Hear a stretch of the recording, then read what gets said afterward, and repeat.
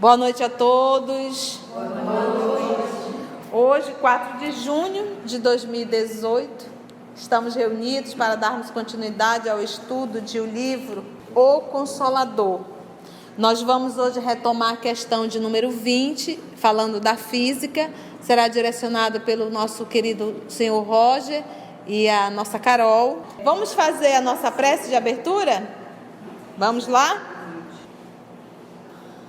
É com essa leveza, com essa alegria, que faz parte, Senhor, o encontro que realizamos em Teu nome. Que nessa noite, os amigos espirituais possam envolver o nosso irmão Roger, a nossa irmã Carol, para que, inspirados pelos amigos espirituais, possam conduzir as explicações necessárias para o entendimento da obra O Consolador.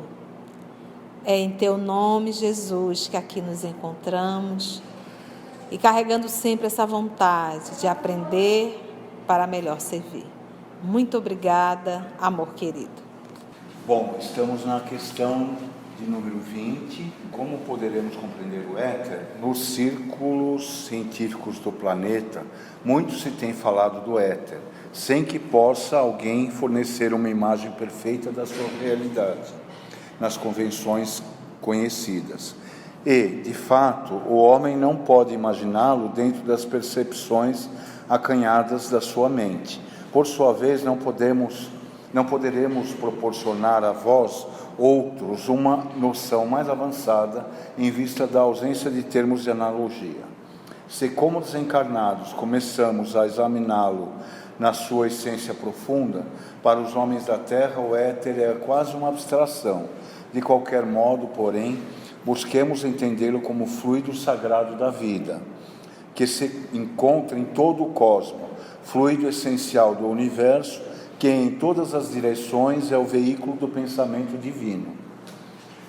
Como nos falta justamente como a gente explicar o éter, né? Eu coloquei aqui coisas que a gente tem problema de conceber, né? Por exemplo, as galáxias, aquelas coisas todas do universo que a gente só imagina por aí, que a gente ouve notícia dos astrônomos falando, né?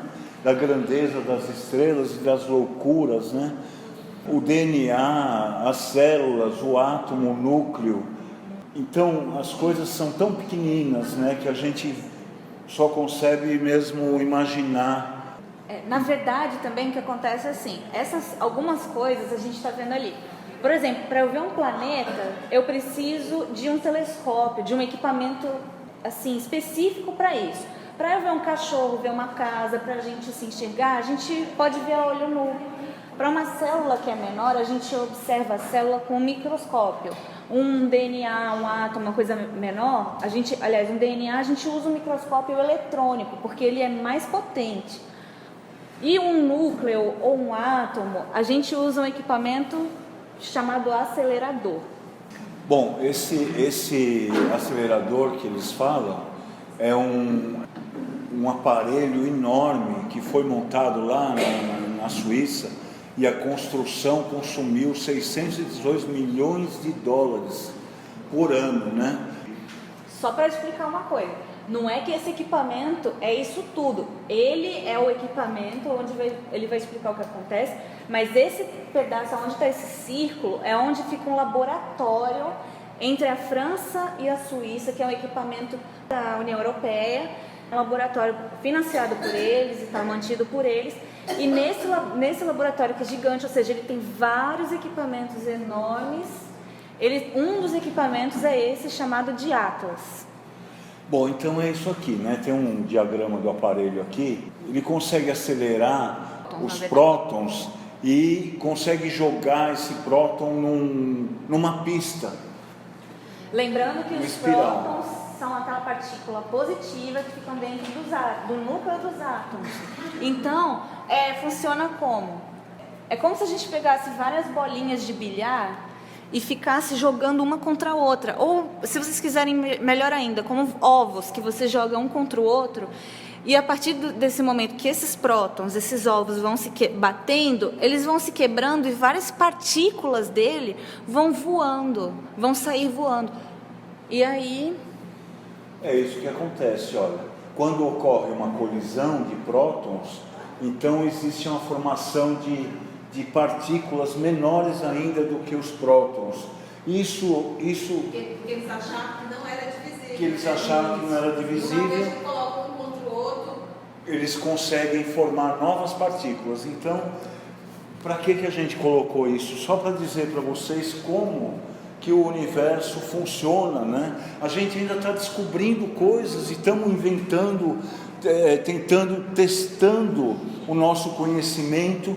Imagina o que falta ainda para a gente chegar, né? Então, a ciência está indo devagarzinho, estamos tentando representar o que ocorre já no universo, na natureza, e a gente ainda vai fazendo, né? O que eles chamam de bóson de Higgs, também conhecido como partícula de Deus e partícula essencial, é uma das teorias aceitas para explicar a composição material do universo. Olha como o cientista já está ficando religioso, né? Ele só não quis botar a palavra Deus aqui, mas é verdade. Mas é por quê? Né? Então, as partículas que envolvem, né, o bóson de Higgs, as partículas formam átomos e as forças agem sobre a matéria. Segundo o modelo padrão, a matéria é composta por 12 partículas, sendo 6 tipos de quarks e 6 tipos de leptons, que são indivisíveis.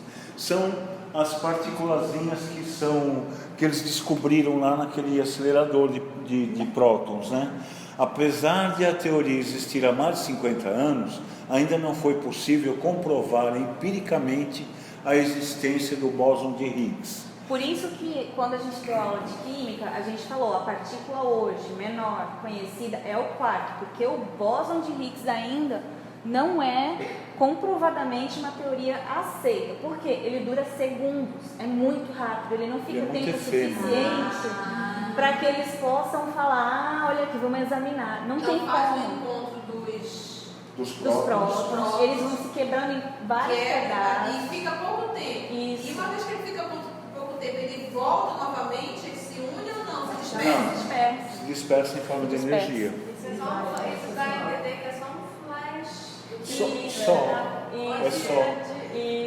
É Tem só. aparelho para... Por isso que ele fala que se eles já têm dificuldade de falar sobre isso, imagina a gente, para a gente é muito abstrato falar de um éter, porque a gente não consegue, não tem tecnologia e nem equações físicas, ciência, matemática suficiente, cabeça, para poder chegar nisso. Porque é interessante que ele diz assim, diz Emmanuel, como desencarnados, ele falando, se eu na condição de um espírito, já um espírito da segunda categoria, um espírito superior, desencarnado, eu não estou nem encarnado, começamos a examinar na sua essência profunda. Então ele, agora que eles estão, nós estamos examinando o que eles chamavam de éter, que nós podemos chamar de fluido cósmico, examinando. Para os homens da Terra, o éter é quase uma abstração. Você dando aí o exemplo, né, Para nós somos, né? É muito difícil, inclusive, para a gente poder passar essa questão para vocês, né? Vale mais o que o livro está dizendo, e isso só para a gente dizer, olha como foi difícil a gente imaginar alguma coisa. Estamos indo, a passo de formiga, uma hora, quem sabe, daqui, como disse lá o Haroldo, 10 milhões de anos a gente chega lá para entender. Agora, só para completar, se nós pegarmos o livro Gênesis, capítulo 14, item 2, que ele vai retratar, o capítulo 14, eu até solicito quem está fazendo esse estudo, dá uma lida sobre esse capítulo, os fluidos. No item 2, ele vai dizer bem assim, olha, o fluido cósmico universal, hoje ninguém usa, mas se é cósmico já quer dizer que é universal, então seria uma redundância. Né? A gente fica, o fluido cósmico é, como já foi demonstrado, a matéria elementar primitiva, a matéria elementar primeira. cujas modificações e transformações constituem a inumerável variedade dos corpos da natureza. Olha lá, inumerável variedade dos corpos da natureza. Como princípio elementar do universo, ele assume 2 estados diferentes: o de eterização ou de imponderabilidade. O que é imponderável? É o que se pode pesar? É o que não se pode pesar. Exatamente, é imponderável. Que se pode considerar o estado normal primitivo. Esse é o primeiro. E o de materialização ou de ponderabilidade. Então, ou seja, quando ele está falando do átomo, né, que faz esse choque, esse acelera, né? Acelera, e aí quebra as partículas, ali naquele momento, mesmo o próprio próton, ali naquele momento ele é o quê? Não tem como pesar? Não tem. Por isso que ele diz que mesmo para o cientista é uma abstração, né? É uma abstração. Por isso que ele diz que esse fluido, ele pode sempre estar, ele tem 2 estados. O estado primitivo dele, que é o da imponderabilidade, é essa forma etérea, que tu não tem como pesar, tu não tem como tocar, mas é matéria. Que ele diz que é 2 formas do fluido. E a segunda que ele diz, ou de ponderabilidade, ou seja, agora eu posso pesar. Ou de ponderabilidade, que é, de certo modo, consecutivo ao primeiro. O ponto intermediário é o da transformação do fluido em matéria tangível. Porém, ainda aí não há transição brusca, visto que se podem considerar os nossos fluidos imponderáveis como termo médio entre os 2 estados. Então a gente para pensar assim, por exemplo, quando o nosso Senhor Jesus, na condição de um co-criador, estava atuando sobre o fluido cósmico, dando forma à matéria, já agora ponderável, formando o nosso próprio planeta, toda essa constituição, existia aí um tempo, existia aí um processo de uma transformação, transformando essa matéria, então, numa condição imponderável, para agora ser algo que ponderável. Olha que interessante, né? É fantástico. A Gênesis, né? É fantástico. Cada um desses 2 estados dá lugar, naturalmente, a fenômenos especiais. Ao segundo, qual é o segundo? É ponderável ou imponderável? Pertence os do mundo visível, que é o nosso. Esse é o nosso que é ponderável. E ao primeiro, que é o imponderável, o mundo que invisível. Então, quando você vai retratar o mundo invisível, você vai ver casa, você vai ver o próprio corpo perispiritual, você vai ver alimento, você vai ver vértice, você vai ver toda uma estrutura. Ou seja, é matéria? Mas é uma matéria agora o quê? Imponderável. E por isso que nós nós também temos dificuldade, né? Por isso que nós temos dificuldade até mesmo de ver. E é interessante nós pensarmos que todo esse mundo espiritual, essas colônias espirituais, são uma matéria, mas uma matéria imponderável, mas também criada do próprio fluido cósmico universal. Então tudo é matéria, uma ponderável e a outra imponderável. Mas tudo tem origem no fluido cósmico. Ele diz aqui no parágrafo, né? De qualquer modo, porém, busquemos entendê-lo como fluido sagrado da vida, que se encontra em todo o cosmos, fluido essencial do universo, que em todas as direções é o veículo do pensamento divino. Então, acho que resume o que a gente estava falando isso. A questão 21. Pode a física oferecer-nos elementos para apreciar o plano divino da evolução? Também aí poderemos observar a profunda beleza das leis universais. Ao sopro inteligente da vontade divina, condensa-se a matéria cósmica no organismo do universo.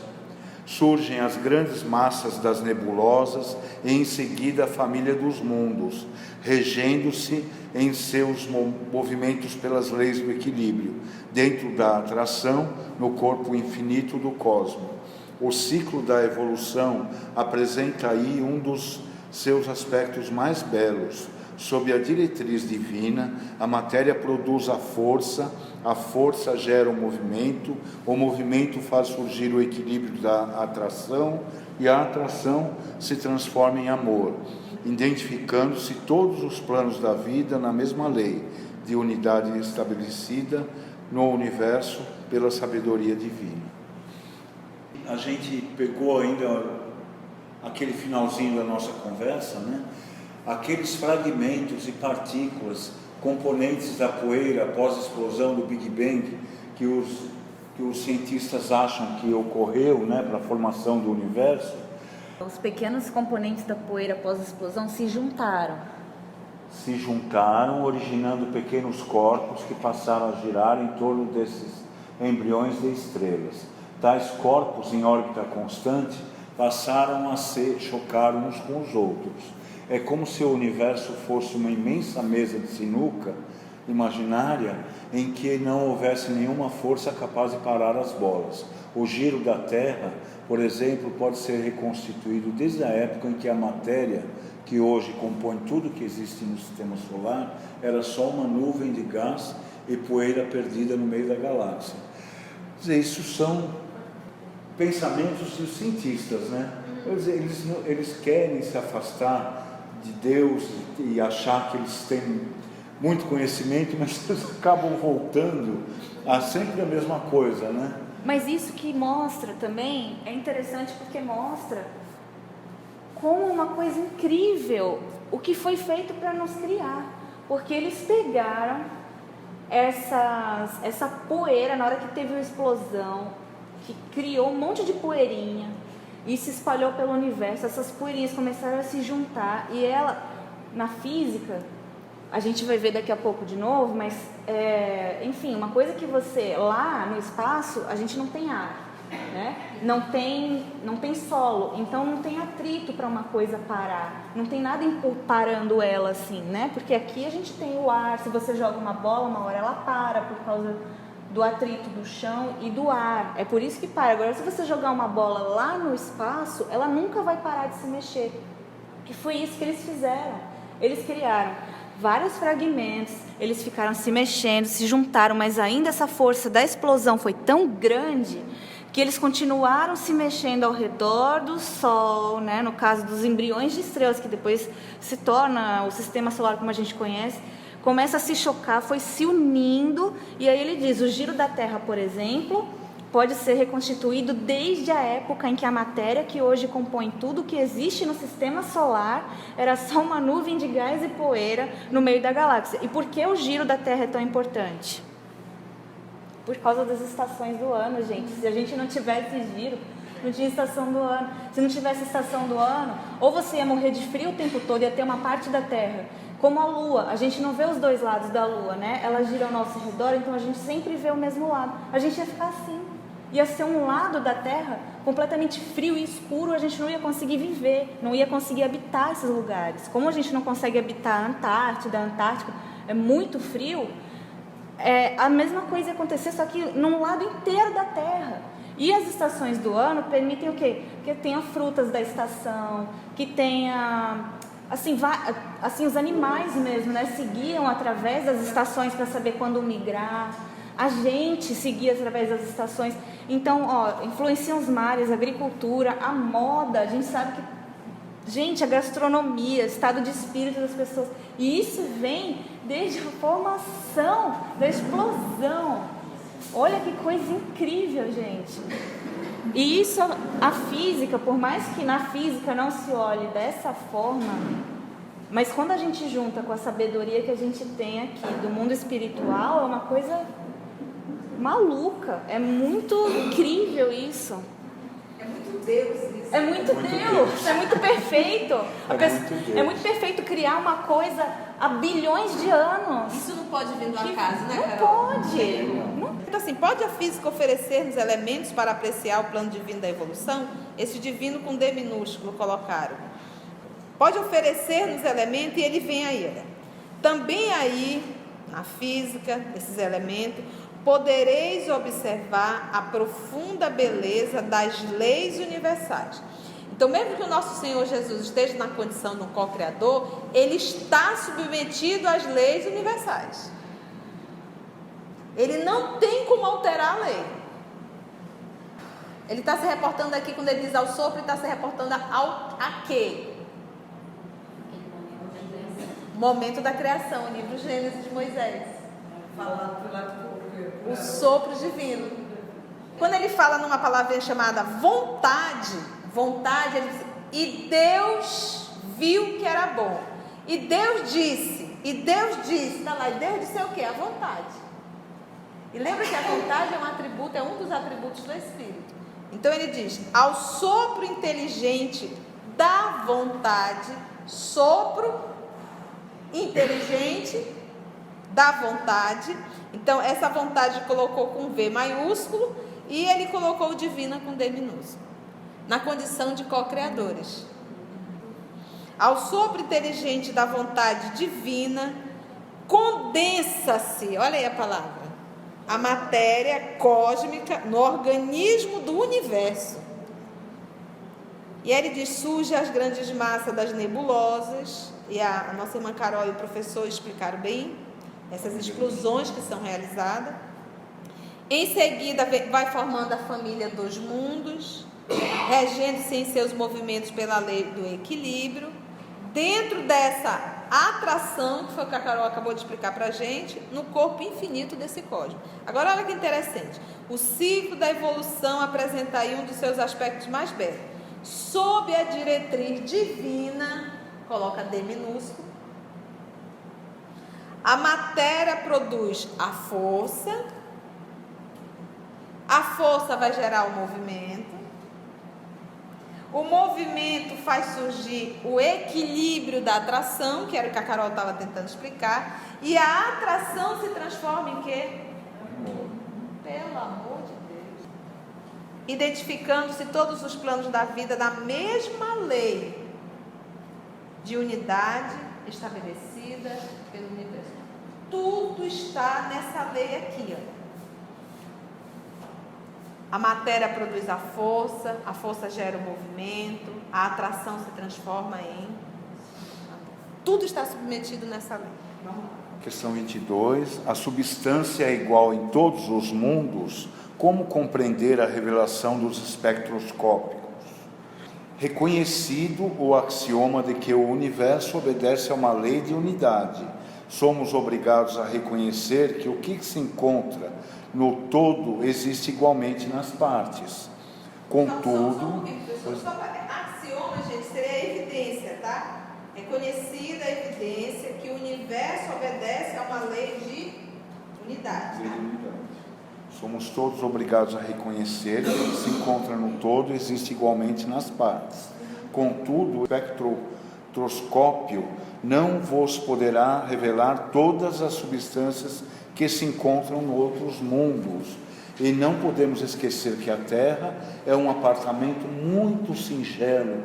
Nós somos muito pequenininhos, né, perto de tanta grandeza, né, dentro do edifício universal, sem que possamos conhecer pelos seus detalhes modestos a grandeza infinita da obra do Criador. Mas olha uma coisa, no planeta Júpiter eles conseguiram identificar uma grande quantidade do gás hélio atmosférico, né? Na atmosfera é formada de hélio, e eles acham que pouca mudança houve desde que o sistema solar nasceu.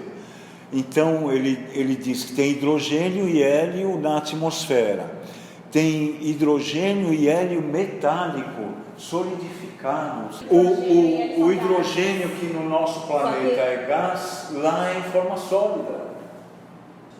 O hidrogênio a gente pode congelar, não é? Não se usa nitrogênio, que é um gás, o gás nitrogênio. Quando você condensa esse gás, ele fica um líquido a uma temperatura extremamente baixa. Então o pessoal usa o nitrogênio líquido para congelar instantaneamente coisas, né? Então olha que loucura, né? Os gases que nós conhecemos aqui como gás, lá é duro, é uma substância sólida. E tem então rocha. Ele diz que tem rocha e talvez exista gelo. O gelo, rocha que ele fala é níquel e ferro, né? São metais aqui são bem pesados, e esse metal estaria no núcleo do planeta.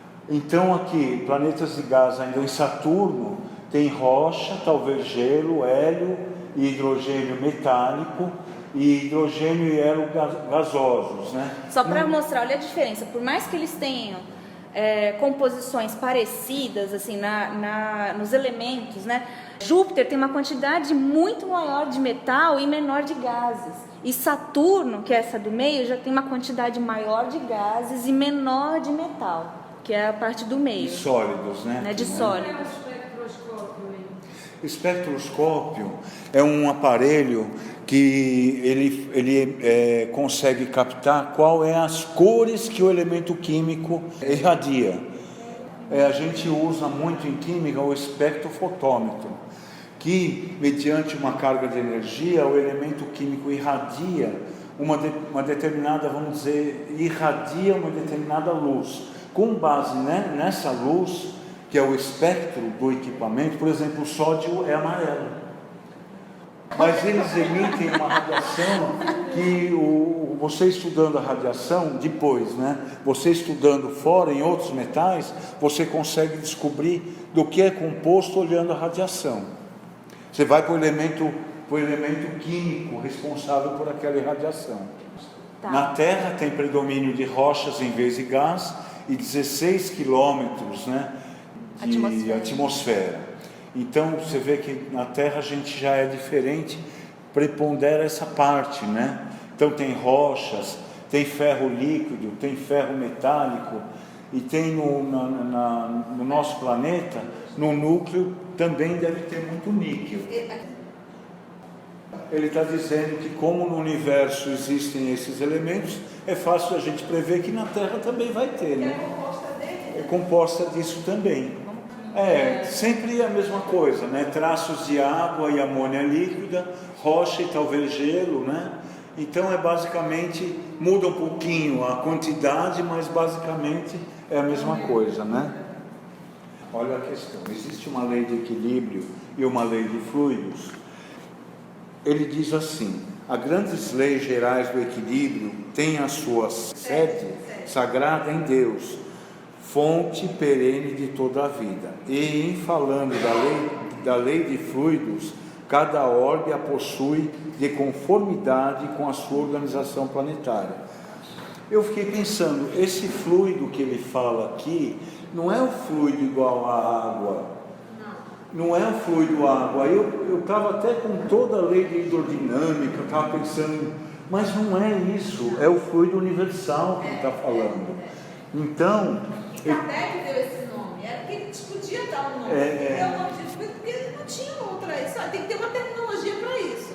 Nós vamos ver que a ciência passou a chamar de éter, né? É verdade. Mas tanto o éter como o fluido, que foi o nome, e é até interessante, quando a gente vai estudar um pouco a gente, ele vai falar da água, que está sobre a terra, embaixo da terra. Isso. Então, em verdade, ele está se retratando esse fluido realmente. Então, no fim, pode chamar de éter, pode, como diz os Espíritos, chama do que tu quiser, desde que tu entenda que isso é uma criação de ordem divina, é a matéria elementar primitiva do universo. Ele diz assim: as grandes leis gerais do equilíbrio têm a sua sede sagrada em Deus, fonte perene de toda a vida. E em falando de lei de fluidos, cada orbe possui de conformidade com a sua organização planetária. Com relação ao plano terrestre, somente Jesus e os seus mensageiros mais elevados conhecem os seus processos, com a devida plenitude, constituindo essa lei em um campo divino de estudos, não só para a mentalidade humana, como também para os seres desencarnados que já se redimiram dos labores mais grosseiros junto dos círculos da carne, a fim de evoluírem nas esferas mais próximas do cenário terrestre. A gente sempre sabe o que tem Saturno, tem Netuno, tem Júpiter, é sempre o mesmo componente.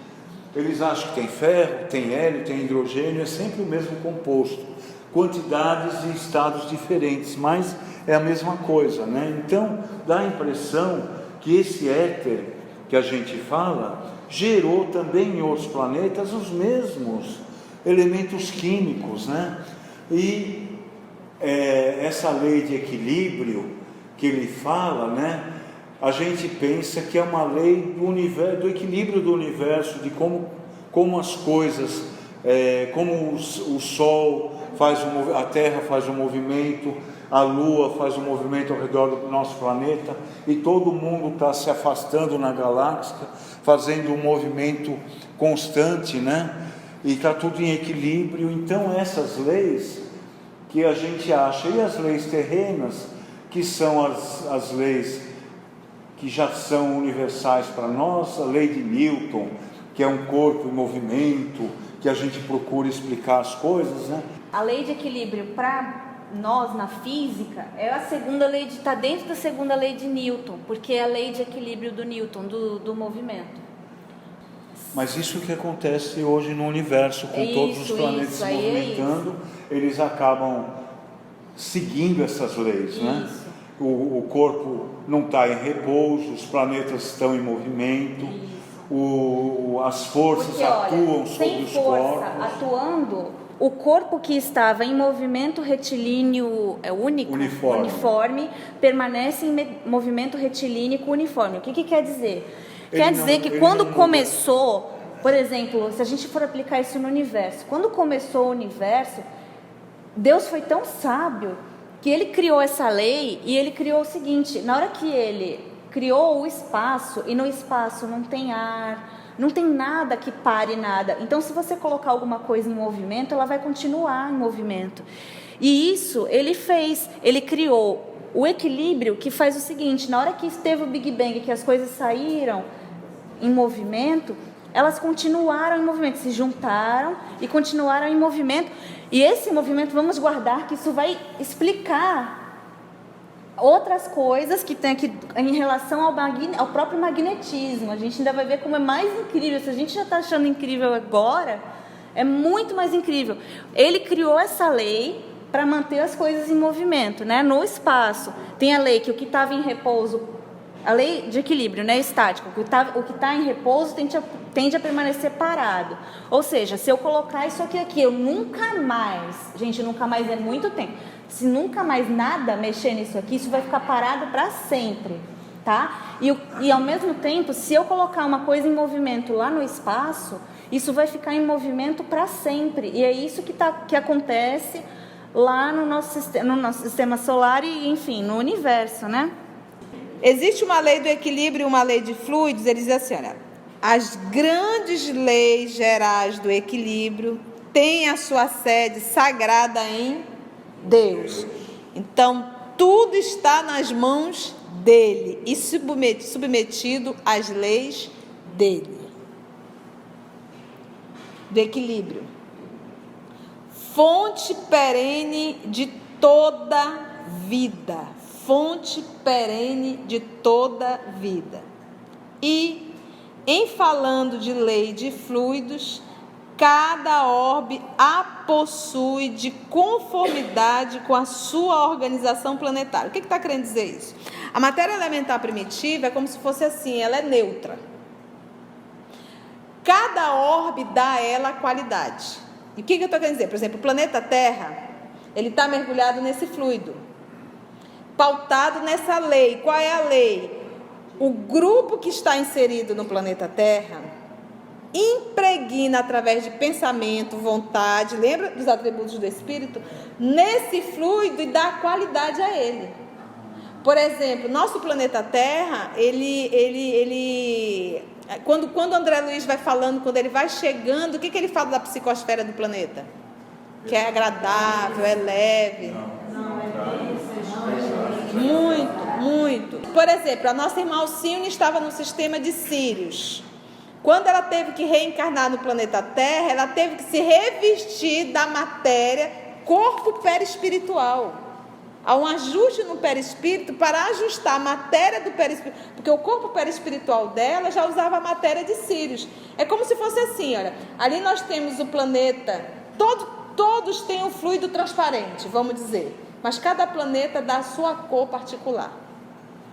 Se aquele planetinha ali é azul, e eu estou aqui no planetinha verde, olha, você vai ter que reencarnar no planeta azul. Eu vou ter que me revestir da cor azul. Eu vou ter que me impregnar, porque o corpo perispiritual, ele é um modelo organizador biológico. Tem que haver um ajuste, ele é matéria. Conceição, a gente larga um e pega outro? Não. Há uma transformação no corpo perispiritual desse espírito que vai reencarnar. Então, ou seja, o fluido ele é neutro. Quem dá qualidade a ele é o próprio planeta. E quando a gente fala em planeta, a gente está falando nas pessoas que moram nesse planeta. Somos nós que estamos encarnados. E eu vou estar vinculada a colônias espirituais da Terra. Lembra? Então eu vou continuar com o meu corpo perispiritual. Eu estou no sistema daqui. Agora lembra sempre que os planetas, eles são solidários. Sempre solidários. Se eu chegar num grau de evolução em que eu não tenho mais absolutamente nada para aprender na Terra, eu vou para outro. Agradecemos ao nosso Senhor Jesus e aos amigos espirituais e até o próximo estudo de o livro O Consolador.